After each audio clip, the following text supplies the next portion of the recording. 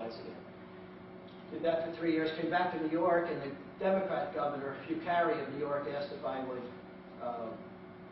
start up and administer a policy office to get some laws on the books in New York, which I did. I was then a full-time advisor to the administrator of the United States Environmental Protection Agency to get some business principles embedded in this huge, massive federal bureaucratic public works program, the department under the Clean Water Act that funds a lot of the sewer and waterworks around the country. Was a public investment banker in the public finance side of Prudential-based securities for 4 or 5 years, started a management consulting company, and that was my first career.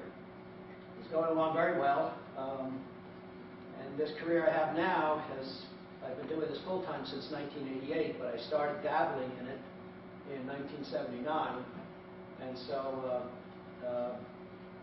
what I do now is take on as a personal responsibility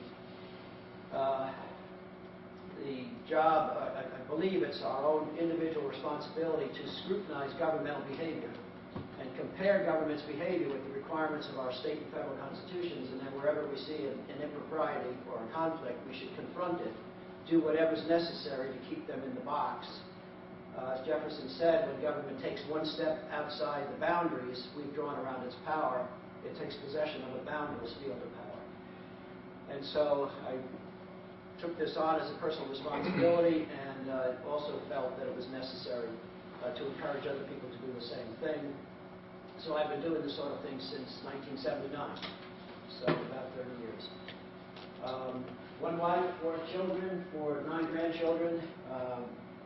We built a home on a farm on the east side of Lake George, New York, which is about an hour's ride north of Albany, about 3 hours, 4 hours north of New York City. It's in the foothills of the Adirondacks. If you ever get up that way, it's a beautiful country. We're happy to have settled there and raise our kids there. So, when I started doing this work, we formed a little Tri-County Taxpayers Association to start watching what government was doing in the 3 counties where I lived. And then in 1990, we collapsed that and formed a statewide group to scrutinize state government and to help other people scrutinize their local governments. And then in 1997, we formed the We the People organization. And the We the People organization has 2 separate entities.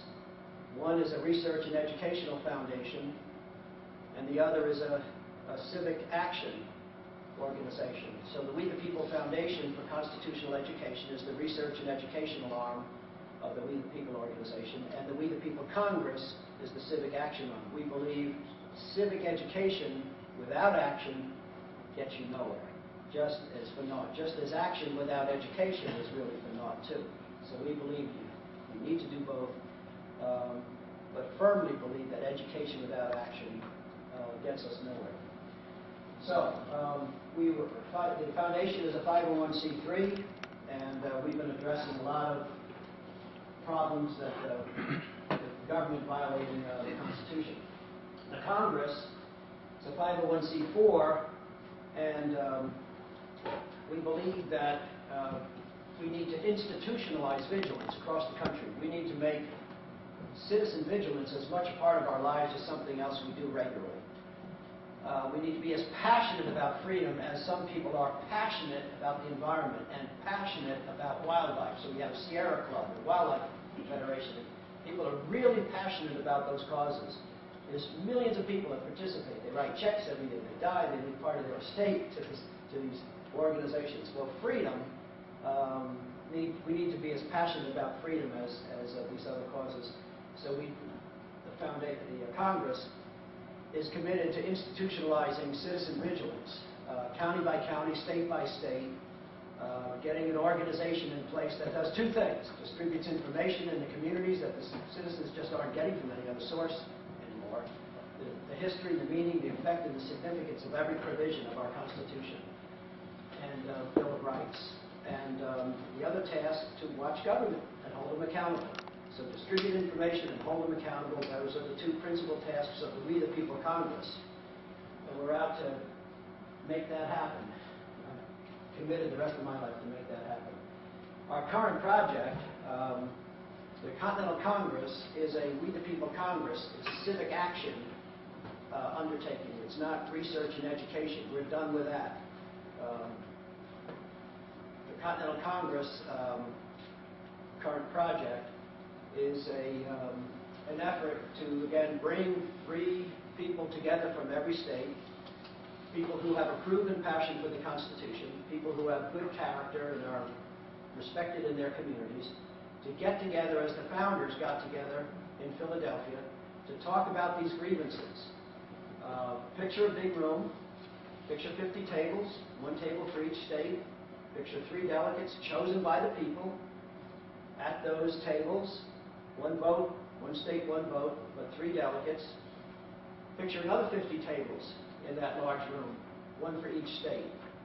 Up to 3 members of the state legislature, there by invitation to observe what's happening, not to participate, but out of respect for the role that the states have been given, there to observe the proceedings. Picture these delegates every day discussing the Constitution, various prohibitions, restrictions, mandates of the Constitution, discussing with facts violations by our government of those prohibitions and so forth, and also discussing with facts attempts to petition for redress. Redress means remedy. To petition for a remedy of these grievances. Factually, what the people have done to petition every member of the government, every branch, the judiciary, the Congress, and the President, to petition for redress of these grievances, and then with facts, the response of the government. What did they do? Basically their refusal to be held accountable, their refusal to justify their behavior. So you have these people every day, and as they're doing this, stenographers, taking down everything that's said in that room. So there's a written record of those proceedings. And a worldwide webcast. The cause of America is still the cause of the world. This lamp of liberty was never lit anywhere else as it's been lit here. The cause of America is still the cause of the world. We don't have anywhere else what we have here. Individual rights, government created to secure those rights, and so forth. So, popular sovereignty rests with the people here.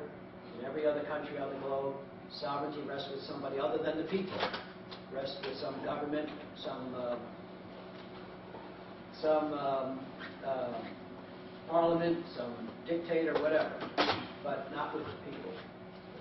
So at the Continental Congress, these constitutionalists, people with proven passion for the Constitution, will be discussing all of this every day. I don't see how they can complete this work in less than 2 weeks, but they'll be discussing this every day. There'll be a webcast of this. So anyone around the country or the globe can watch this. And in each state, 50 state websites. So there'll be a Texas state website. And that will be the official, that's where all the official information about the Continental Congress will be located. What it is, why it was convened, the issues, and all the news coming out of the Continental Congress every day with their appropriate discussion and chat rooms and so on. It's only going to work if, at the end of this process, these delegates who recommend a course of action, in light of the circumstances, they're going to recommend some course of action.